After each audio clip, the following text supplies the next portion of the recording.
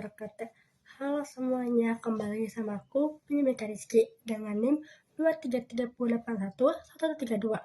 Di sini aku dari kelas 6D Marketing, dan aku di sini akan membahas topik 6, yaitu investasi asing dan perusahaan multinasional.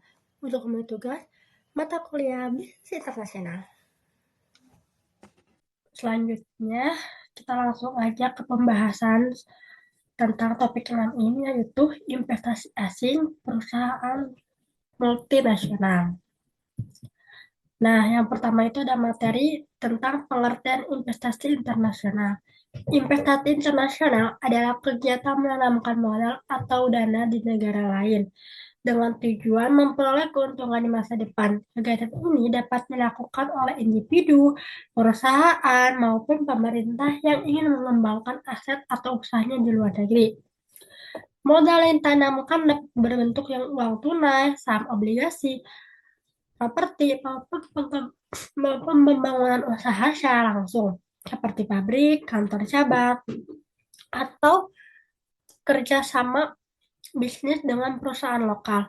Oleh karena itu, investasi internasional memiliki banyak bentuk sesuai kebutuhan investor. Nah, contohnya itu ada investor Indonesia membeli saham perusahaan Jepang, perusahaan Korea Selatan membangun pabrik di Indonesia, atau perusahaan Amerika Serikat membuka kantor cabang di Singapura. Semua kegiatan tersebut merupakan bentuk investasi internasional yang umum terjadi saat ini. Investasi internasional terjadi karena setiap negara memiliki peluang ekonomi yang berbeda, seperti pasar yang luas, tenaga kerja, sumber daya alam, dan teknologi. Selain mencari keuntungan, investasi ini juga bertujuan memperluas usaha, mengurangi risiko, serta mempererat hubungan ekonomi antar negara. Selanjutnya ada jenis-jenis internasional. Yang pertama itu ada Foreign Direct Investment (FDI). FDI adalah penanaman modal secara langsung di negara seperti pembangunan pabrik, pembelian perusahaan, atau pembukaan cabang usaha. Investor biasanya ikut mengelola usaha tersebut. Yang kedua ada Foreign Portfolio Investment. FPPI adalah investasi melalui pembelian saham, obligasi, atau instrumen keuangan asing lainnya. Investor hanya menanamkan dana tanpa ikut mengatur perusahaan. Yang ketiga, ada sovereign wealth fund, merupakan dana investasi milik pemerintah yang ditanamkan ke berbagai sektor internasional untuk memperoleh keuntungan jangka panjang. Yang keempat, ada joint venture, kerjasama dua perusahaan atau lebih dari negara berbeda untuk mendirikan usaha bersama dengan berbagai modal dan teknologi juga resiko. Selanjutnya ada manfaat investasi bagi internasional. Nah, investasi internasional memberikan manfaat besar baik bagi negara penerima maupun bagi investor yang menanamkan modal. Berikut adalah penjelasannya. Yang pertama itu bagi negara penerima. 1. Menambah modal pembangunan. Masuknya investasi asing membantu menyediakan dana masuknya untuk pembangunan industri, infrastruktur, dan usaha baru. Yang kedua, membuka lapangan kerja baru. Perusahaan baru membutuhkan tenaga kerja sehingga dapat mengurangi pengangguran. Yang ketiga, meningkatkan produksi nasional. Adanya investasi mendorong peningkatan kegiatan produksi barang dan jasa di dalam negeri. Yang keempat, transfer teknologi dan pengetahuan. Negara penerima dapat mempelajari teknologi modern, sistem kerja, dan manajemen dari negara investor asing. Yang kelima, menambah pendapatan pajak negara. Perusahaan asing yang beroperasi wajib membayar pajak sehingga menambah pemasukan negara. Nah, bagi investor itu yang pertama, mendapatkan keuntungan. Investor memperoleh laba dari usaha dividen, saham, atau kenaikan nilai investasi. Yang kedua, memperluas pasar usaha. Investor dapat menjual produk dan memperluas bisnis ke negara lain. Yang ketiga, mengurangi risiko melalui diversifikasi. Dengan diversifikasi di berbagai negara, risiko kerugian dapat ditekan jika suatu negara mengalami masalah ekonomi. Selanjutnya, kita akan bahas ke dalam risiko investasi internasional. Nah, ada 4 macam. Yang pertama, risiko politik. Jika terjadi pergantian pemerintah, konflik perang, atau kebijakan baru, kegiatan investasi dapat terganggu. Misalnya, perubahan aturan pajak atau pembatasan usaha asing. Yang kedua, risiko ekonomi. Kondisi ekonomi seperti inflasi, relasi, dan krisis keuangan dapat menurunkan keuntungan serta daya beli masyarakat di negara tujuan. Yang ketiga, risiko nilai tukar. Perubahan kurs mata uang dapat mempengaruhi nilai investasi. Jika mata uang negara tujuan melemah, keuntungan investor bisa berkurang. Yang keempat, risiko hukum. Setiap negara memiliki aturan hukum yang berbeda. Jika investor tidak menambahkan peraturan setempat, usaha dapat mengalami kehambatan. Selanjutnya adalah strategi investasi internasional. Yang pertama itu, agar investasi internasional berhasil dan risiko dapat dikurangi, investor ini perlu menerapkan strategi yang tepat. Yang pertama, melakukan riset kondisi ekonomi yang negara tujuannya sebelum berinvestasi. Investor harus mempelajari kondisi ekonomi seperti pertumbuhan ekonomi, bertingkat tingkat inflasi, pendapatan masyarakat, dan peluang usaha yang tersedia. Negara dengan ekonomi yang tumbuh baik biasanya lebih menjanjikan keuntungan. Yang kedua ada memilih negara yang stabil secara politik. Stabilitas politik sangat memengaruhi keamanan investasi. Negara yang aman memiliki pemerintahan stabil dan minim konflik akan memberikan kepastian bagi investor dalam menjalankan usahanya. Yang ketiga, menyebar investasi ke berbagai negara. Investor sebaiknya tidak menaruh seluruh modal di satu negara saja dengan melakukan diversifikasi ke beberapa negara atau sekedar usaha resiko dan usaha keuangan dapat ditekan jika salah satu negara mengalami masalah ekonomi. Yang keempat, memahami aturan pajak dan hukum. Nah, ini tuh maksudnya apa? Setiap negara itu memiliki peraturan beberapa berbeda-beda mengenai pajak, izin usaha, ketenagakerjaan, dan kepemilikan asing. Investor harus memahami aturan tersebut agar bisa berjalan lancar dan terhindar dari sanksi hukum. Nah, yang kelima ada mengikuti perkembangan pasar global. Investor perlu mengikuti atau memantau perubahan ekonomi dunia seperti harga minyak, nilai tukar uang, suku bangsa, dan kondisi perdagangan internasional. Perubahan global juga dapat mempengaruhi hasil investasi secara langsung maupun tidak langsung. Nah, apa sih strategi yang baik akan membantu investor memperoleh keuntungan maksimal, menjaga keamanan, modal, serta meminimalkan risiko kerugian di masa depan. Selanjutnya ada tren internasional di era digital. Ini adalah tren investasi di era digital. Nah, jadi yang pertama itu ada digitalisasi pasar keuangan global. Perkembangan teknologi digital membuat investasi investor menjadi lebih mudah dan cepat. Kini investor dapat membeli saham, obligasi, dan instrumen global hanya melalui aplikasi di smartphone, platform digital, dan juga membuka peluang bagi investor kecil untuk ikut berinvestasi di pasar global. Yang kedua ada peran Blackcone dan cryptocurrency.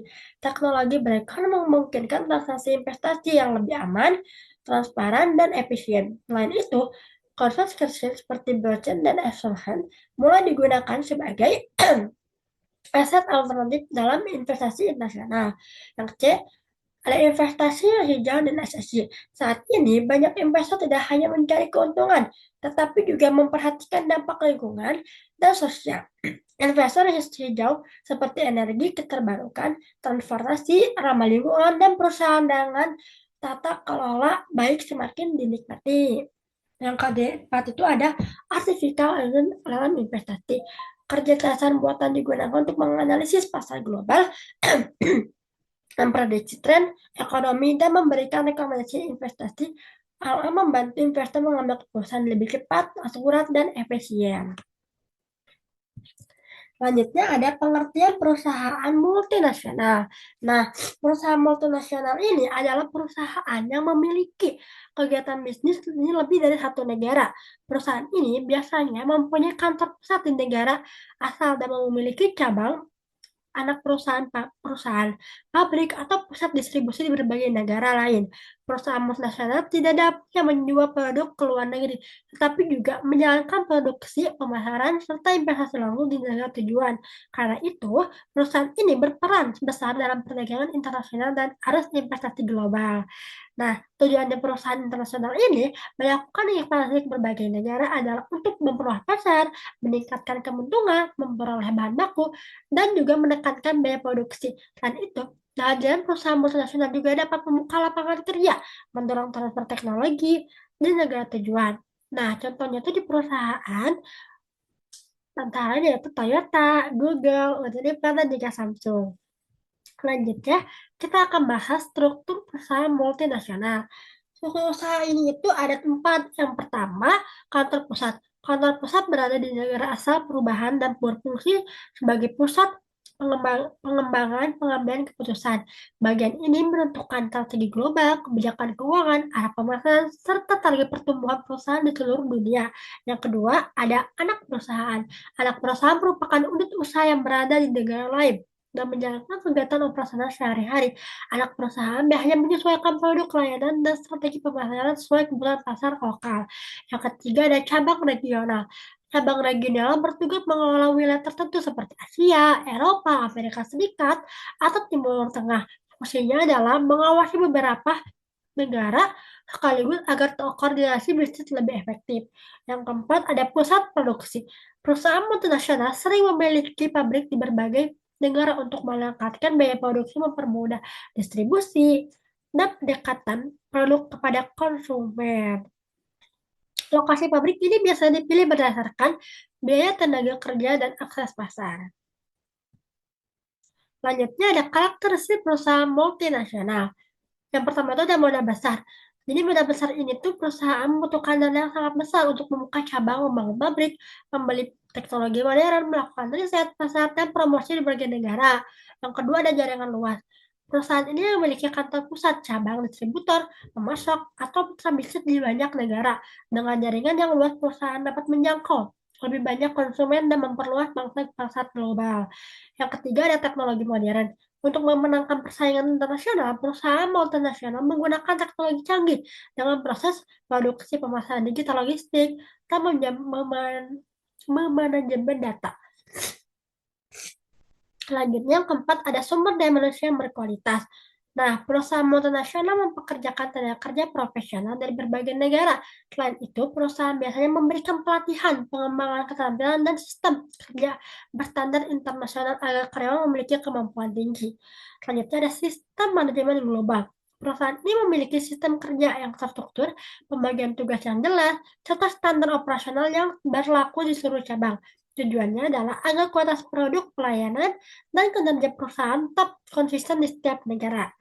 Nah, yang terakhir, ada yang kelima ada adaptasi terhadap pasar lokal. Maksudnya adalah walaupun berskala global, perusahaan multinasional itu tetap menyesuaikan produk dan strategi pemasaran dengan budaya, selera, dan kebutuhan masyarakat. Setempat contohnya, menu makanan, desain produk, atau iklan yang berbeda di tiap negara. Yang ketujuh ada berorientasi keuntungan dan pertumbuhan global. Tujuannya utama adalah untuk multinasional memperoleh keuntungan besar sebesar mungkin, serta memperluas pasar ke berbagai negara baru.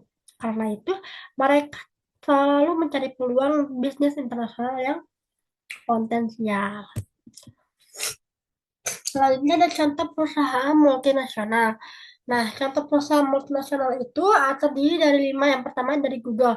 Perusahaan teknologi asal Amerika Serikat ini yang bergerak di bidang mesin pencari iklan digital, cloud computing, dan perangkat lunak.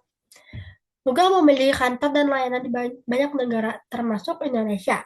Yang kedua ada Unilever. Perusahaan barang konsumsi ini berproduksi berbagai merek terkenal seperti Dove, Lifebuoy, Sunsilk, dan Pepsodent.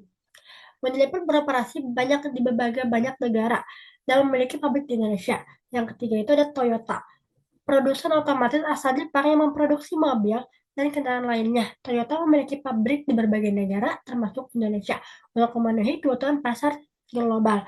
Yang keempat adalah Gojek, perusahaan teknologi asal Indonesia yang bergerak di bidang transportasi online, pembayaran digital, dan layanan pesan antar Gojek lebih berekspansi ke berbagai negara Asia Tenggara. Yang kelima ada Yum Brand, perusahaan asal Amerika Serikat yang merupakan induk dari channel merek restoran terkenal seperti Pizza Hut, KFC, dan Taco Bell. Perusahaan ini beroperasi di banyak negara di dunia. Selanjutnya, ada dampak positif dan negatif dalam perusahaan multinasional.